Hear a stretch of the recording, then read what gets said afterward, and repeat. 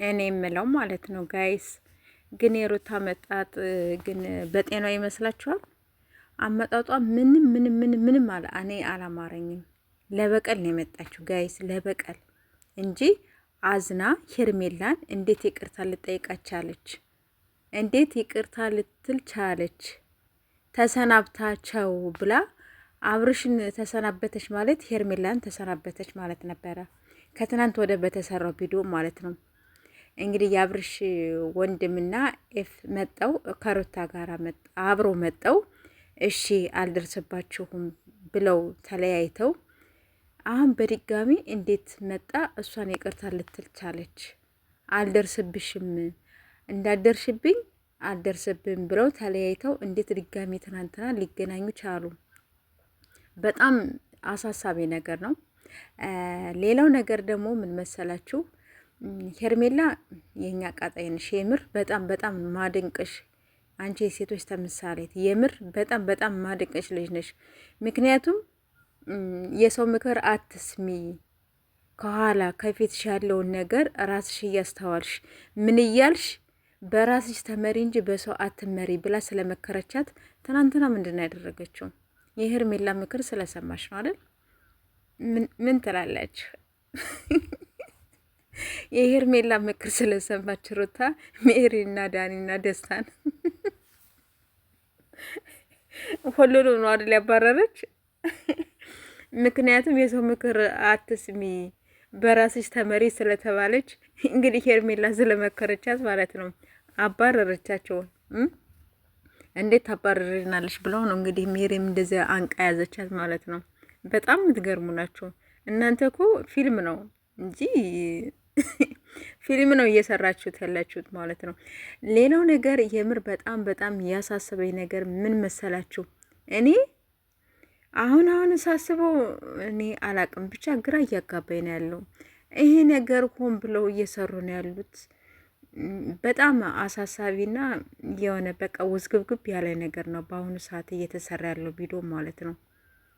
ሁሉም ተመካክረው ነው እየሰሩት ያሉት። እኔ አላቅም ብቻ የምር እኔ ግራ የሚያጋባ ነገር ነው።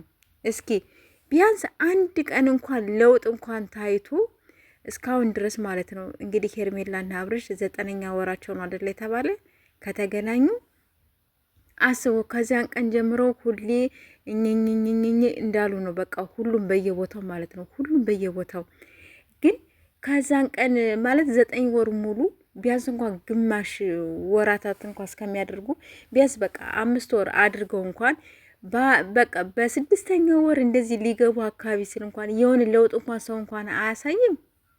ከነገ ዛሬ ምንድን ነው የሚደርስ? በቃ እኔ አሁንም የናፈቀኝ ነገር የሩታና የአብርሽ መጨረሻ ብቻ ነው። እኔ ራሱ በቃ የናፈቀኝ ማለት ነው የምር። እና አንዳንዶቻችሁ አደራሽን ሄርሜላ እንዳትጎጁ አብርሽን እያላችሁ ነው፣ እንዳትጎጁ እያላችሁ ነው። ሌሎቻችሁ ደግሞ እንግዲህ ጉዞ ወደፊት እያላችሁ ነው። እሱን እንግዲህ ፈጣሪ ነው የሚያውቀው። መጨረሻቸውን ብቻ እያሳምረው ነው የምለው። ሌላ ምንም የምለው ነገር የለኝም። እኔ የምር በጣም ነው እኔ ራሱ ግርም እያለኝ ያለውና ቢያንስ አንድ ቀን እንኳን ለውጥ እንኳን በቃ ተገኝቶበት እስኪ በቃ ከዛሬ ጀምረን በቃ ሀ ብለን ዛሬ ነው እንግዲህ መጀመሪያ ያለብን ማለት ነው። አንዱ ይመጣል ዛሬ ልትሞሸር ነው ሽማግሌ ሊላክ ነው ይላል እንግዲህ አንዱ ዩቲዩበር ማለት ነው። አንዱ ይመጣና ደግሞ ፋይሉ ተገኘ የሄርሜላ ይላሉ። አንዱ ይመጣና ሩታ ይቅርታ ልጠይቅ መጣች ይላሉ። አንዳቸው ደግሞ ወይኔ እንደው በቃ በየቦታው እኮ የሚሰራው እኮ እነዚህ ትላልቆች ዩቲዩበሮች የሚሰሩት እኮ የምር እነሱ ራሱ ግራ ነው የሚያጋቡት። ግራ ማለት ነው ወይ ተለያይተው አልተለያዩ፣ ወይ ሩታና አብርሽ ወይ አብረው ሆኖ አልሆኑ። እኛን ጨምራችሁ ውዝግብግብ እንዳደረጋችሁ ካሁን መጡ እያሉ እያሉ የሚጠብቁ ሰዎች እኔ እንኳን ብዬ እኔ አልጠብቃቸውም። ምክንያቱም ሁሌም ማለቴ ምንም ለውጥ ለሌለው ነገር በቃ ምንም ለውጥ የለውም። በቃ ሁሌ እኛኛኛ እንደተባለ ነው በቃ በየቦታው ማለት ነው።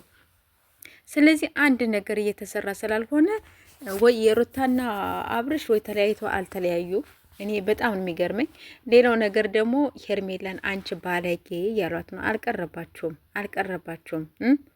ራሳችሁ ባለጌ እንጂ ሄርሜላ አይደለችም ባለጌ። ደግሞ እሷ የጨዋ ልጅ ጨዋ ናት።